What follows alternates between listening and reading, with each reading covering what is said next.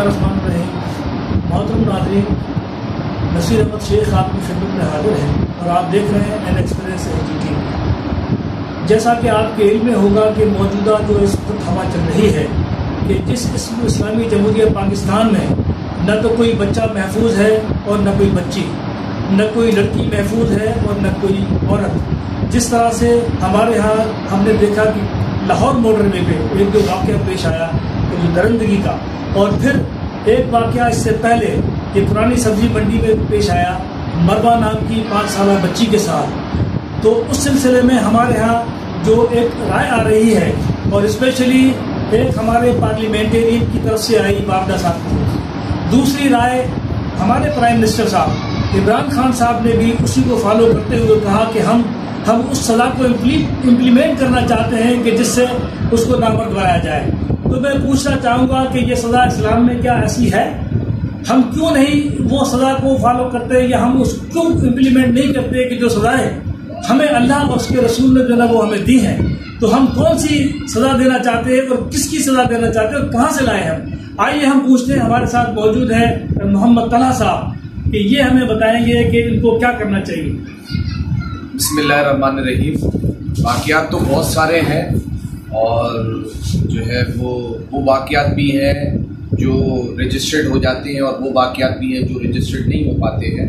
और बात रही जहाँ तक ज़्यादती की और मतलब बच्चों के साथ जो है वो ज़्यादतियाँ और ख़ासकर इसमें जो ख़वातीन को टॉर्चर सेल किया जा रहा है, इस हवाले से जो हमारे मौजूदा वज़ीर आज़म साहब हैं, इन्होंने जो कहा कि हम इन लोगों के लिए कानून इम्प्लीमेंट करना चाहते हैं कि हम ऐसे लोगों को नामर्द करा दें या उनको नामर्द कर दें, ठीक है जी। तो मैं यही कहूँगा कि मोहतरम वज़ीर आज़म साहब, आप माशाल्लाह इस्लामी जमहूरियत पाकिस्तान के वज़ीर आज़म हैं और आप जब आए थे, मुंतखब हुए थे और आपने ये एक स्लोगन दिया था कि मैं इस मुल्क पाकिस्तान को मदीना की रियासत बनाना चाहता हूँ। मेरे भाई, मदीने की रियासत इन नारों से और इन कानूनों से नहीं बनती है। मदीने की रियासत जो है वो मेरे नबी और इसके साथ साथ अल्लाह के दिए हुए अहकामात से बनती है। जो कानून इस्लाम में मौजूद है, शरीयतन जो कानून इस पे नाफिज होता है, हमें वो कानून को इम्प्लीमेंट करना चाहिए और उस कानून को इम्प्लीमेंट करते हुए हमें उन्हें कैफ़े किरदार तक पहुँचाना चाहिए। बहुत शुक्रिया, थैंक यू सर। औज़ुबिल्लाहि मिनश्शैतानिर्रजीम, बिस्मिल्लाहिर्रहमानिर्रहीम। इस्लाम हमें, कुरान के ज़रिए इस्लाम ने हमें पूरा ज़ाब्ता हयात दिया है, जिसमें तमाम मामलात के ऊपर जो है बड़े तफसील के साथ रोशनी डाली गई है।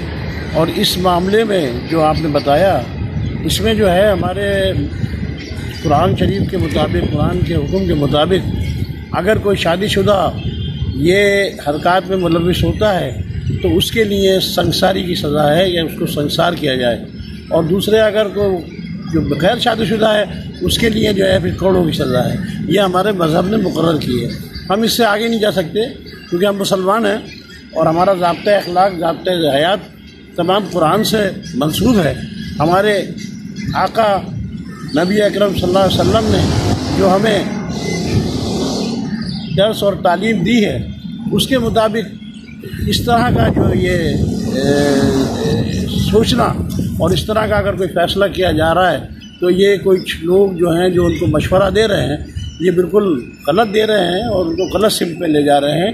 इसके ऊपर जो है ना, उनको चाहिए कि इसके ऊपर कोई मतलब ये है कि उलमा का जय्यद उलमा का एक बाकायदा तौर पर एक कमेटी बनाए और उसके अंदर ये मामलात रखें और जब उलमा जो फ़ैसला करते हैं उस पर फिर अमल किया जाए। इस सिलसिले में हुकूमत वक्त का की ये ज़िम्मेदारी है और ये लम्हे फ़िक्रिया है कि वो इसके असबाब पर गौर करें, क्योंकि जिस वजह से ये चीज़ पैदा हो रही है, लोगों में लोग फ्रस्ट्रेशन का शिकार हो रहे हैं और इस टाइप की हरकत से मुर्तकिब हो रहे हैं। तो इसलिए इसके अलावा मीडिया, हमारा इतना बड़ा मीडिया है माशाल्लाह, बहुत बड़ा मीडिया है। मीडिया पर जो है इस सिलसिले में कोई मतलब ना टॉक शोज़ है, ना कोई बातचीत है, बल्कि दूसरे मामला, दूसरे मौजू होते हैं। तो बेहतर ये है कि इस तरफ भी गौर किया जाए कि इसके सबब जो असबाब हैं वो ان کو جو ہے دیکھا جائے اور اس کے لیے لائے عمل طے کیا جائے تاکہ ان کا ازالہ کیا جائے اور اس پر جو ہے کنٹرول کیا جائے. تو میری یہ پھر بھی حکومت وقت سے یہ درخواست ہے کہ اس طرف بھی غور کریں. اچھا، میڈیا پر جو ہمارے ڈرامے ہیں وہ ہمیں کیا میسج دیتے ہیں؟ ہاں، سب سے بڑی بات دیکھیں نا، میڈیا میں ڈرامے میں جو ہمارا کلچر ہے، ہمارا مذہبی کلچر جو ہے، ہمارا اسلام جو ہے، اس کے بالکل منافی ڈرامے ہوتے ہیں. اور وہ دوسرے لوگوں کی جو ہے نا، وہ انڈیا کی اور ادھر کی جو ہے نا، وہ سمجھ لیجئے کہ کاپی کرتے ہیں یا نقل کرتے ہیں. لیکن ہمارا جو بیسکلی یہ ہے کہ ہمارا جو مذہب میں جو چیزیں بتائی گئی ہیں، ہمارے وہاں محرم اور نامحرم کی جو تمیز رکھی گئی ہے، یہ سب چیزیں رکھی گئی ہیں، اس کا وہاں پر کوئی لحاظ نہیں کیا جاتا. اور اس میں جو ہے مطلب یہ ہے کہ وہ دیور کے ساتھ بھابھی کا معاملات چل رہے ہیں اور اپنے یعنی کہ وہ بہنوئی کے ساتھ سالی کے معاملات چل رہے ہیں. تو یہ سب چیزیں بھی لوگوں کو جو ہے نا اٹیک کرتی ہیں اور ان کے اندر پھر یہ ہے کہ ایک طرح سے ایک چیز یہ پیدا ہوتی ہے آٹومیٹکلی کہ یار یہ ایسا بھی ہوتا ہے. تو یہ سب ان چیزوں کو وہ کنٹرول کرنا حکومت وقت کا کام ہے. حکومت نے اس کے لیے باقاعدہ ادارے بنائے ہوئے ہیں، ان اداروں کا کام ہے. تو میری پھر بھی درخواست ہے حکومت سے کہ حکومت ان معاملات پہ بھی پوری طرح سے غور و خوض کرے. بسم اللہ الرحمن الرحیم.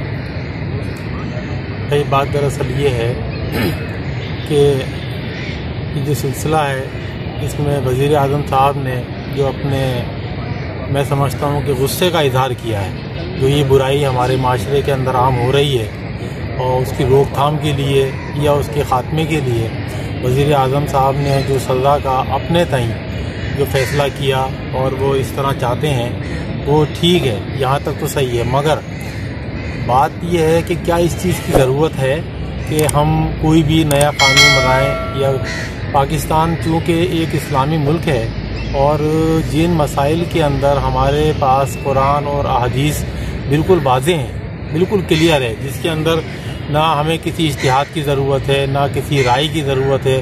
جب اس کے اندر سزائیں واضح ہیں بالکل، تو پھر ہمیں کوئی نئی سزا رکھنے کی ضرورت نہیں ہے. جیسا کہ اس سلسلے کے اندر ہے، کوڑوں وغیرہ کی سزائیں ہیں، 100 کوڑے ہیں.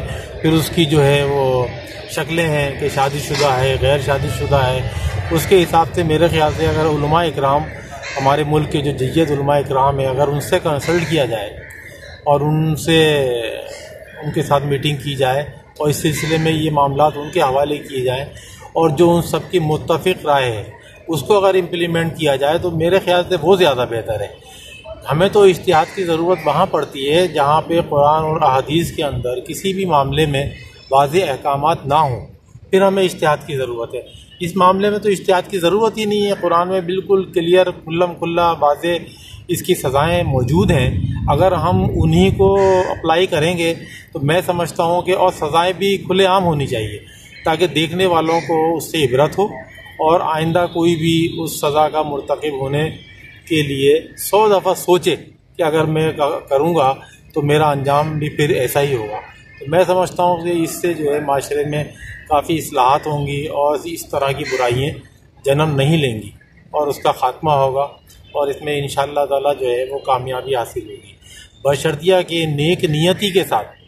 نیک نیت خالی کہنے کی حد تک نہیں، باقاعدہ عمل کی حد تک نیک نیتی کے ساتھ اگر ہم یہ واقعی میں کرنا چاہتے ہیں تو میں سمجھتا ہوں کہ ہمارے اسلام کے اندر ہر معاملے کے اندر اتنی واضح سزائیں موجود ہیں اور اتنی، جیسا کہ سعودی عرب کے اندر آپ دیکھ لیجئے کہ وہاں پر بھی اس قسم کی برائیوں کا ریشو شاید 1-2% ہو تو ہو، ورنہ اسی لیے کہ وہاں پہ قرآنی احکامات کے مطابق سزائیں دی جاتی ہیں. اور یہی وجہ ہے جب کوئی دیکھ لیتا ہے اس کو عبرت ہوتی ہے اور پھر آئندہ وہ پھر سوچتا بھی نہیں ہے.